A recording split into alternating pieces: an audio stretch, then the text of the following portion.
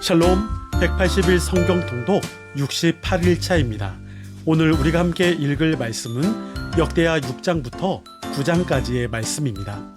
역대기가 보여주는 솔로몬의 생애는 성전을 중심으로 한 생애입니다. 성전이 완공됨으로써 하나님께서 이스라엘 가운데 함께하고 계심을 더욱 확실히 알게 되었습니다. 이스라엘은 다윗에 이어 솔로몬 때 역사상 최고의 황금 시대를 맞이하게 됩니다. 어제 본문에서 솔로몬은 성공적으로 법궤를 성전으로 운반할 수 있었습니다. 아무런 문제 없이 법궤가 입성했다는 것은 하나님께서도 이 일을 기뻐하셨음을 의미합니다. 6장에서 솔로몬은 성전을 건축하게 된 경위를 설명하며 성전 완공 헌당식을 진행합니다. 성전은 이스라엘이 하나님을 위해서 드리는 헌물이 아니라 하나님이 이스라엘의 죄를 용서하시고 은혜를 베푸시며 그들을 하나님의 백성으로 계속적으로 인정하기 위해 세우셨던 건물임을 고백합니다. 솔로몬은 먼저 성전 건축과 다윗 언약의 연관성을 정리하고 하나님이 성전에 머무시는 것이 무엇을 의미하는가에 대해 묵상합니다. 물론 지극히 높으신 창조주께서 한낱 인간의 집, 성전에 계신다는 것은 어떻게 보면 초라해 보여질 수도 있습니다. 그래서 어떤 학자들은 성전이 하나님의 거처라기보다는 죄 때문에 멀어진 인간과 하나님 사이를 연결해주는 다리라고도 말합니다. 열왕기 저자에게 있어서의 성전은 기도하는 장소입니다.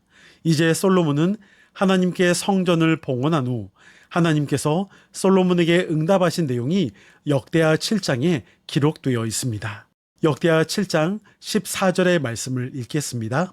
내 이름으로 일컫는 내 백성이 그들의 악한 길에서 떠나 스스로 낮추고 기도하여 내 얼굴을 찾으면 내가 하늘에서 듣고 그들의 죄를 사하고 그들의 땅을 고칠지라. 아멘. 그런데 이 본문은 히브리어 원어에 따라 번역 순서를 조금 수정해보면 바꿔보면 어떨까 싶습니다. 첫째를 스스로 낮추고, 둘째를 기도하여 내 얼굴을 찾고, 셋째로 그들의 악한 길에서 떠나면입니다. 즉 처음에 나왔던 그들의 악한 길에서 떠나다를 맨 나중으로 옮긴다는 것이죠.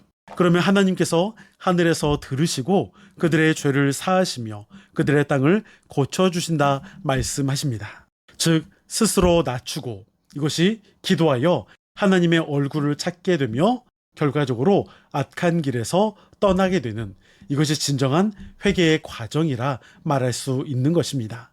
회개는 그냥 생각만으로 인정하고 깨달음을 얻는 정도가 아닙니다. 자신의 잘못을 그냥 알게 되는 정도가 아니라는 것이죠. 회개는 생각과 방향 모두가 바뀌는 것을 의미합니다. 생각과 삶의 모두가 변화되는 것, 하나님의 말씀 앞으로 순종되어지는 것, 그것이 바로 회개라 말할 수 있습니다. 이것이 너무 중요하기 때문에 거듭 강조하여 말씀드립니다.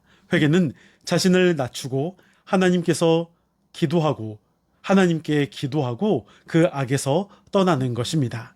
하나님께서는 회개하는 이스라엘 백성들의 죄를 사하실 뿐만이 아니라 그들이 거하는 땅도 고쳐주시겠다라고 말씀하십니다. 이 말씀은 오늘 우리에게 매우 중요한 가르침을 주고 있습니다. 그것은 인간이 지은 죄로 인해 그들이 거하는 땅이 병들고 아프다는 것이죠. 이것은 환경 문제가 날로 심각해지는 우리 시대에 주는 대단히 중요한 영적 교훈이라 할 수 있습니다.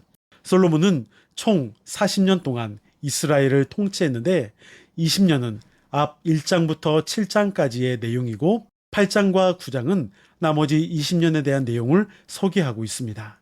8장과 9장에서 솔로몬은 명성을 누렸으며 주변 국가들과 평화로운 관계를 유지했고 늘어난 무역으로 나라 역사상 그 어느 때와 비교할 수 없는 큰 번영을 누렸습니다. 8장에서는 건축을 통한 활발한 번영이 이루어졌고 9장에서는 북이 영화와 같은 축복을 받았다고 역대기의 저자가 소개하고 있습니다. 그렇게 1장부터 9장은 다윗과 솔로몬의 일생에 대한 이상화된 위인전을 마무리합니다.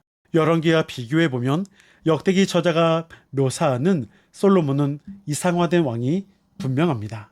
역대기 저자가 이처럼 다윗과 솔로몬의 과오와 죄를 거의 언급하지 않은 채 위대한 왕들로 묘사하는 것은 지난날 영화로웠던 이스라엘에 대한 향수를 유발하기 위해서가 아닙니다.